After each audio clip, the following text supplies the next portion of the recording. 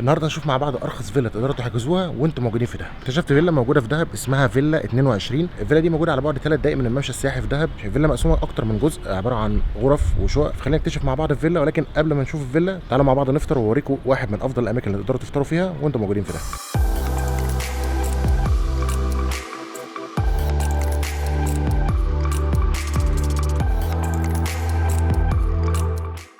وصلنا عند رالف جيرمان بيكري، واحد من اهم الاماكن اللي تفطر فيها وانت موجود في دهب. بيقدموا انواع مختلفه من الفطار. الفطار الالماني يمكن اشهر حاجه، الاماكن مميزه جدا واللي لازم تجربها وانت موجود في دهب. فخلينا نشوف الفطار بتاعهم عامل ازاي. هنا عندك الفطار بقى فيه ايه؟ اومليت، في هنا مربى، في سلطه، وفي انواع مختلفه من الجبن ولانشون سلامي، وده تركي اعتقد. طبق متكامل فيه كل حاجه انت ممكن تكون محتاجها تقريبا. وهنا طبعا في باسكت عيش ظريف، العيش شكله مختلف وجميل، شكله صراحه يفتح النفس. اختيارات كتيره للفطار موجوده، ولكن تحس ان الطبق يعني مليان حاجات كتير، في اوبشنز كتير للفطار. اول مره اجرب صراحه الفطار الالماني او فكره الفطار الالماني عموما، يعني طبق مليان في حاجات كتير جدا. خلينا نجرب الاومليت.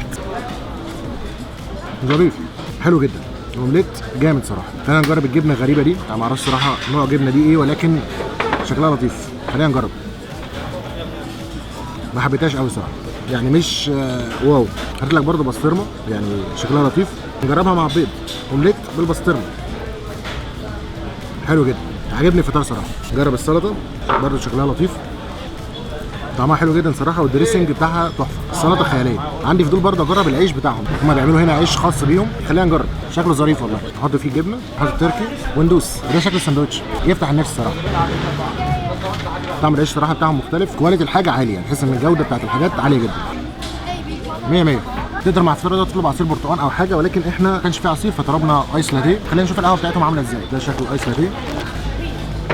طعم القهوه غني جدا، الفليفر قوي جدا، ويعني عجباني. انا بحب القهوه، فده صراحه يمكن بالنسبه لي دلوقتي افضل ايس لاتيه شربته حتى اللحظه دي. يعني ده بعد اندونيسيا على طول. اندونيسيا كان لاتيه جامد، افضل ايس لاتيه شربته في مصر لحد دلوقتي. جامد، اختراع صراحه. نخلص الفطار بتاعنا ونرجع فين. موجود هنا بقى في الدور الارضي ده الاستقبال، عباره عن كوخ صغير كده، تدخل تعمل تشيك ان وتستلم المفتاح بتاعك. عجبني الديكور صراحه والاجواء. فده اللي بتلاحظه في دهب، ان الدنيا هنا بسيطه اكتر من المحافظات الثانيه، يعني مش زي شرم الشيخ او الغردقه. القصه هنا مختلفه شويه. هنا ده شكل الفيلا من تحت، شكلها شيك جدا الصراحه. كل حته موجوده جوه الفيلا بتتاجر، سواء غرف او شقق. متقسمه طبعا لغرف، هنا في غرف وهنا في شقق تقدر تحجزها لعدد اكبر من الاشخاص. يعني في هنا غرف لشخصين بتبدا من 900 جنيه، وهنا شقق كبيره لاربع اشخاص بتبدا من 1500 جنيه. فالاختيارات هنا لطيفه جدا صراحه، والاسعار في دهب دايما منخفضه عن المحافظات الثانيه. يعني بتلاقي هنا السعر غير شرم الشيخ وغير الغردقه. القصه هنا مختلفه، وطبع السكن هنا مختلف عن الاماكن الثانيه اللي انت ممكن تصيف فيها او تقضي فيها اجازتك. كده اكتشفنا الدور الارضي. تعالوا مع بعض نشوف الشقه من جوه شكلها عامل ازاي. في الفيلا دي تقدر تحجز شقه زي ديت، شقه تكفي لاربع اشخاص. سعرها بيبدا من 1500 جنيه في الليله، يعني الفرد تقريبا يدفع 300 جنيه. خلينا نشوف الشقه من جوه شكلها عامل ازاي. ده اول جزء في الشقه. دي عباره عن صاله. الصاله ديت بيبقى فيها 2 صوفا بيد، ممكن تحولهم لسرير او تقدر تخليه بالشكل دوت عادي جدا، ما عندكش اي مشكله. عندك هنا في دولاب عشان خاطر لو عايز تحط حاجتك او حاجه. هنا في برضه تلفزيون لطيف جدا، وهنا عندك مطبخ فيه كل حاجه تقريبا انت ممكن تكون محتاجها. عندك هنا ثلاجه، في هنا بوتاجاز، مايكرويف وكاتل. المطبخ برضه مجهز بالكامل، فيه حلل، في اطباق موجوده عشان خاطر لو انت عايز تطبخ او تعمل اكلك براحتك في الشقه عادي جدا. الدولاب هنا حجمه كبير، اعتقد يكفي فردين عادي جدا. لك هنا في مخدات اضافيه، وحجم الدولاب من جوه ظريف صراحه. نكمل اكتشاف بقيه الشقه. هنا في الحمام، خلينا نشوفه.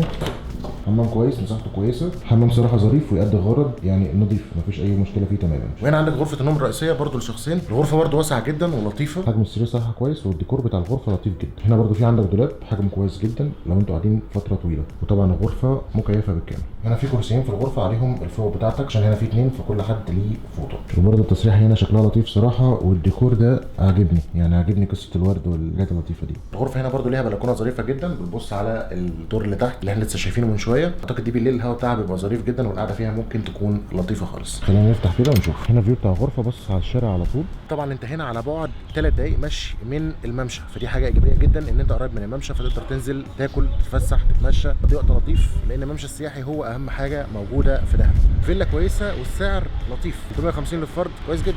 ده برده نوع من انواع الشقق الثانيه، بيكفي 3 اشخاص. في هنا برده صوفا بيد واحده، بس هنا في كرسي، مفيش صوفا بيد زي اللي شفناها في الشقه الثانيه، والتصميم مختلف شويه.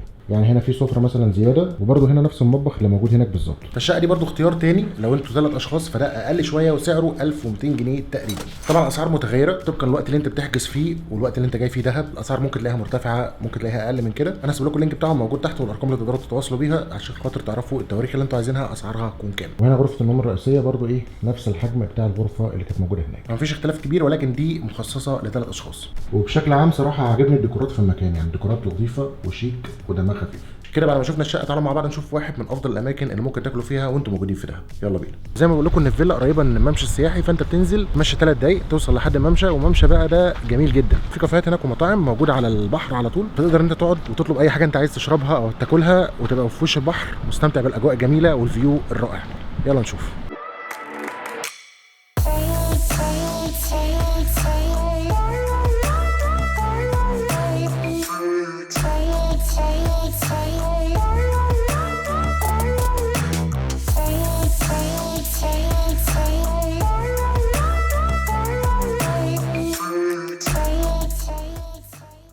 كميه كافيهات على البحر في الممشى غير عاديه، العدد كبير جدا بتاع الكافيهات. تقدر تختار اي كافيه انت عايزه، اي مكان تقدر تقعد فيه براحتك خالص، تطلب اللي انت عايزه، اي حاجه تشربها، مشروبات ساقعه، مشروبات سخنه، وتستمتع بالفيو الرائع بتاع البحر. الصراحه من اجمل الحاجات اللي في دهب هي الممشى السياحي، اجواء فيه خياليه صراحه. هنا برده مجموعه من الناس بتنزل هنا من السينما على طول مديها في البحر على طول، فكله مبسوط وبيقضي وقت لطيف جدا جدا. احنا في طريقنا لمطعم اتانور، واحد من المطاعم المشهوره في دهب اللي بتقدم اكل ايطالي، بيتزا، باستا، برجر، بيقدم حاجات كتير متنوعه وبيعتبر واحد من افضل المطاعم اللي موجوده في دهب.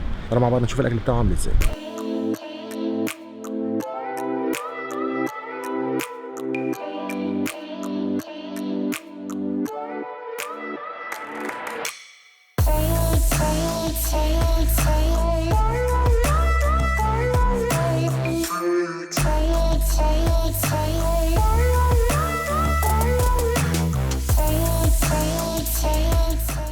اول ما قعدنا بقى لاحظت في حاجه غريبه موجوده على الترابيزه بتاعتنا. احنا مستنيين الاكل دلوقتي، ففي حاجه غريبه على الترابيزه. الرسومات صراحه شكلها ظريف جدا، في حد راسمها في 24/8/23 غالبا كده. اللي بيجي ياكل هنا لازم يرسم. فوارد يكون هم عاملين الحركه دي عشان خاطر انت تتسلى لحد ما الاكل ينزل لك مثلا او حاجه، يديك ورقه وقلم عشان ترسم وتسيبها كذكرى ليك وانت موجود في المكان ده.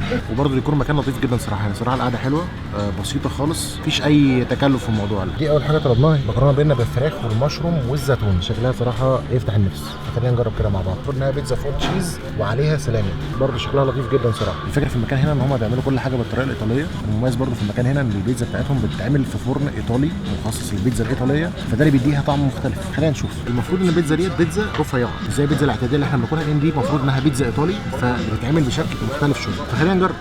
رفيعه خالص، سلايس البيتزا يعني رقيق خالص، مش مليان حاجات كتير.